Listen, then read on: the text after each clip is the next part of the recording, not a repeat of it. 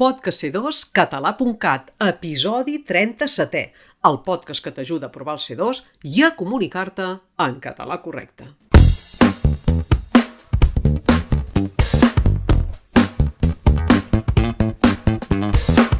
L'episodi d'avui l'hem anomenat Derivem.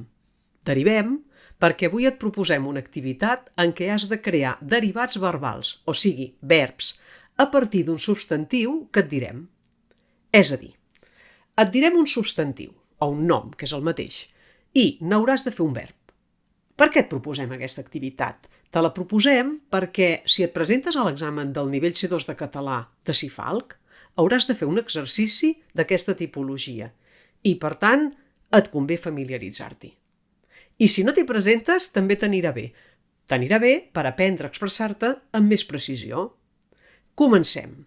D'entrada, aclarim què has de fer. Et llegirem una frase en què hi falta una paraula.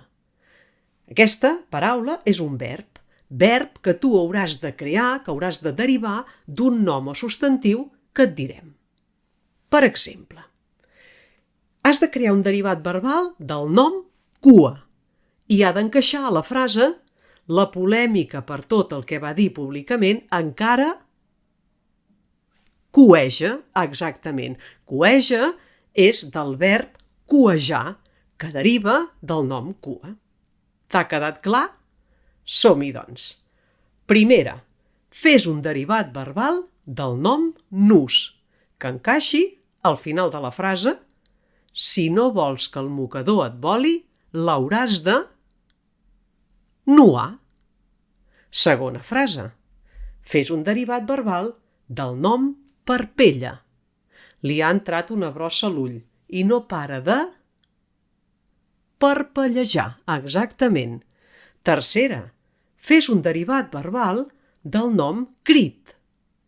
I t'ha d'encaixar la frase sense cap mirament davant de tothom el va escridassar. Perfecte. Quarta frase, fes un derivat verbal del substantiu cap. La frase és segur que te'n sortiràs, no t'hi capfiquis, del verb capficar. Perfecte. I per acabar, fes un derivat verbal del nom grilló.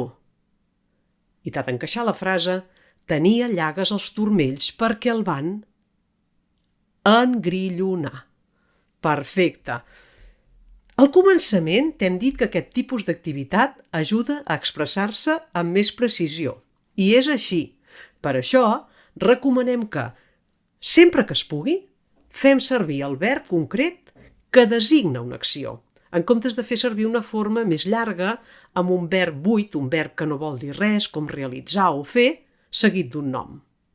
Te'n poso algun exemple perquè entenguis ben bé el que vull dir. A les frases anteriors hauríem pogut dir fer un nus, però hem preferit fer servir nuar. Nuar és el verb que serveix per designar aquesta acció concreta de fer el nus. Hi havia una altra frase en què hauríem pogut fer servir moure les parpelles, però hem proposat el verb parpellejar, perquè és la paraula concreta que designa aquest moviment d'ulls.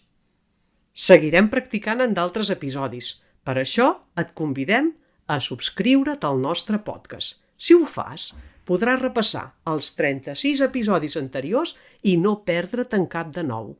Som examinadors. Fa molts anys que examinem i sabem què has de dominar per presentar-te a l'examen de C2 i aprovar-lo. No badis i apunta't a c2català.cat.